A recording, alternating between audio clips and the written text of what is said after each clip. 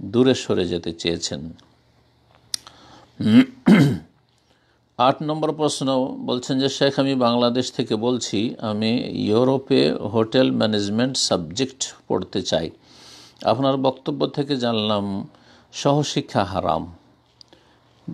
এখন আমি কি করব বুঝতে পারছি না, দয়া করে জানাবেন।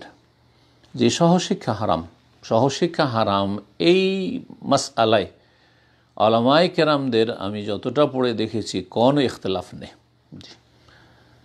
সাবালক সাবালিকা, নারী পুরুষ, যুবক যুবতীদের সহশিক্ষায় একসাথে একাকার হয়ে লেখাপড়া করা হারাম সমস্ত ফুকাহাদের নিকট। কোনো মজহাবে জায়েজ নয়, না হানাফি, না শাফেঈ, না মালিকি, না হাম্বলি, জায়েজই নয়। মুখ খোলার বিষয়ে ইখতিলাফ রয়েছে। মুখ ঢাকা ফরজ, মহিলাদের চেহারা পর্দা করা ফরজ না সুন্নত মুস্তাহাব, ইখতিলাফ রয়েছে। সহিহ আকীদার কিছু আলেমরাও এদিকে গেছেন যে সুন্নাত মুস্তাহাব, কিন্তু এই ক্ষেত্রেও সঠিক মত হচ্ছে যে চেহারা ঢাকা মহিলাদের বা যুবতীদের, মেয়েদের, সাবালিকা হইলেই ফরজ ওয়াজিব। তাহলে মাসআলা ইখতিলাফ রয়েছে। এর চাইতে গুরুত্বপূর্ণ মাসআলা হচ্ছে সহশিক্ষা। সুতরাং একজন মুসলিম যে আল্লাহকে ভয় করে, পরকাল সম্পর্কে চিন্তাশীল, সে কখনো সহশিক্ষায় ছেলে মেয়েদেরকে পড়াবে না। আর বিশেষ করে মেয়েদেরকে, কারণ ছেলেদের চাইতে মেয়েদের মান ইজ্জত রক্ষা করার গুরুত্বটি অনেক বেশি। সবার জন্য ফরজ গুনাহ থেকে বেঁচে থাকা, কিন্তু পার্থক্য এই জন্য করলাম, এর মানে এই নয় যে ছেলেদের জন্য জায়েজ বলছি। কিন্তু যদি দেখেন যে নিরুপায়, উচ্চশিক্ষা নিতেই হবে ছেলেদের জন্য, আর কোনো পরিবেশ পাচ্ছেন না আপনি, ইসলামিক পরিবেশ পাচ্ছেন না, মুসলিম দেশে পাওয়া যায় না তো অমুসলিম দেশে কোথায় পাবেন আপনি? এইরকম পরিস্থিতিতে ছেলেদের জন্য মেয়েদের তুলনায় হালকা হতে পারে। কেন হালকা হতে পারে? এই জন্য যে মেয়েদেরকে আল্লাহ রাব্বুল আলামিন এই দুনিয়ার উচ্চশিক্ষা লাভ করে রোজগার করতে হবে এই জন্য সৃষ্টি করেন নাই, বরং তাদের ক্ষেত্র আল্লাহ ভাগ করে দিয়ে বলছেন ওয়াকারনা ফি বুয়ুতিকুন্না, তোমরা তোমাদের বাড়িতে অবস্থান করো,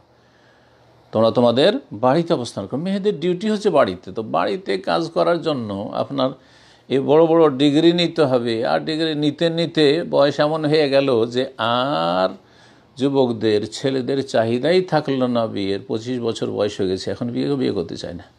ভালো ভালো ছেলেরা 18 থেকে 20-22-এর মধ্যে খুব ধর্ণা দিচ্ছিল, ঘোরাঘুরি করছিল, দিলেন না, পড়াবো করতে করতে আপনার 12টা বেজে গেল। এখন কত লোক যে আফসোস করছেন, আর কত দিনী বোনেরা বা মেয়েরা আমাদের যে কত আক্ষেপ করছেন আজকে। আল্লাহ রাব্বুল আলামিন আমাদের হেফাজত করেন। পক্ষান্তরে ছেলেদেরকে বলা হয়েছে যে তোমরা বাইরে যাও, কাজ করো। ফাইযা কুযিয়াতিস সালাত ফান্তাশিরু ফিল আরদ ওয়াবতাগু মিন ফাদলিল্লাহ। সালাত হয়ে গেছে, মসজিদে বসে থাকিও না। বাড়িতে বসে থাকার জন্য পুরুষদেরকে সৃষ্টি করেনি আল্লাহ রাব্বুল আলামিন, বাইরের জন্য যাও। জি, আর রিজালু কাওয়ামুন আলান নিসা বিমা ফাদ্দালাল্লাহু বা'দাহুম আলা বা'দ ওয়া বিমা আনফাকু। যেহেতু পুরুষদেরকে খরচ করতে হবে, তাহলে খরচ বাইরে থেকে ইনকাম করে নিয়ে আসতে হবে। ইনকাম করলে যোগ্যতা লাভ করতে হবে, উচ্চশিক্ষা লাভ করতে গিয়ে দেখা যাচ্ছে যে সহশিক্ষা ছাড়া কোনো রকমের শিক্ষা প্রতিষ্ঠান পাচ্ছেন না, ইউনিভার্সিটি পাচ্ছেন না। তো এই রকম ক্ষেত্রে অনেক সময় নিরুপায়, আর দারুরাত তবিহুল মাহজুরাত, কখনো কখনো নিরুপায় হতে পারে না।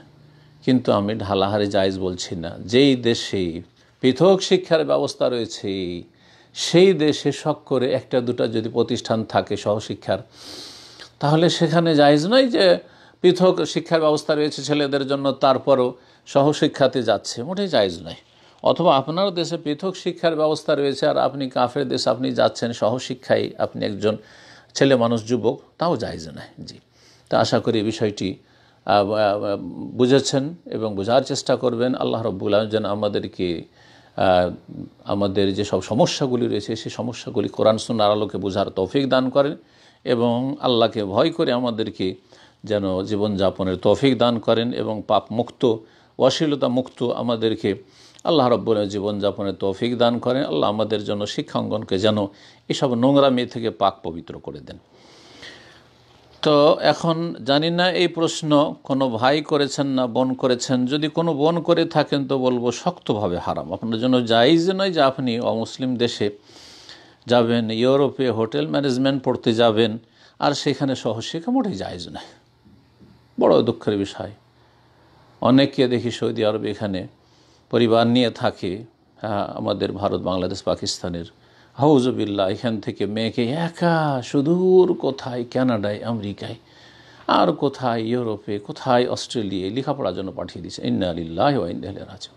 আল্লাহকে ভয় করুন, আল্লাহকে ভয় করুন। ফেঁসে যাবেন, জাহান্নামে যেতে হবে। জি, যত পাপ করবে আপনার ছেলে মেয়েরা সে সমস্ত পাপের বোঝা নিতে হবে।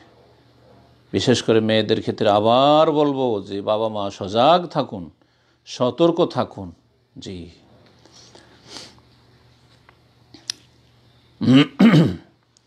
আর যদি ছেলে হন আর দেশে যদি এই সাবজেক্ট পড়ার সুযোগ সুবিধা না থাকে আর এই সাবজেক্টের প্রয়োজন রয়েছে দেশের জন্য, জাতির জন্য, অথবা এই সাবজেক্ট পড়লে আপনার জন্য ভালো স্কোপ রয়েছে, ভালো ইনকাম সোর্স, কারণ দুনিয়ার এই শিক্ষাগুলি ইনকাম সোর্স হিসাবে নেওয়া হয়েছে। এক যুগে শিক্ষা ছিল আদব কায়দা শেখার জন্য। এলম সুক্ত কেন, ইসলাম যেটা শিখিয়েছে আর সেটাই ছিল দীর্ঘ যুগ ধরে মানব জাতির মাঝে। আর অমুসলিমরা মুসলিমদের কাছে লেখাপড়া করার জন্য আসতো স্পেন, আন্দোলুসে, তখন আদব কায়দা শেখার জন্য। আর এখন যে শিক্ষা হয়েছে, শিক্ষা একটা ইনকাম সোর্স হয়েছে। কেন শিক্ষা দীক্ষা, কেন এইসব ডিগ্রি, এই গ্রাজুয়েশন, তারপরে পোস্ট গ্রাজুয়েশন, MA পাস করলো, PhD করলো, ডাক্তার হলো, ইঞ্জিনিয়ার হলো, কিসের জন্য হচ্ছে? Income source. কোনটাতে বেশি ইনকাম রয়েছে? আদব কায়দার কিছুই শিখা নেই। জি হ্যাঁ, আখলাক চরিত্রের কিছুই শিখা নেই। জি, আল্লাহ রাব্বুল আলামিন যেন আমাদের শিক্ষাকে সঠিক কাজে লাগাবার তৌফিক দান করেন এবং শিক্ষা ব্যবস্থাকে আল্লাহ যেন আমাদের ইসলামী বানিয়ে দেন মুসলিমদের জন্য।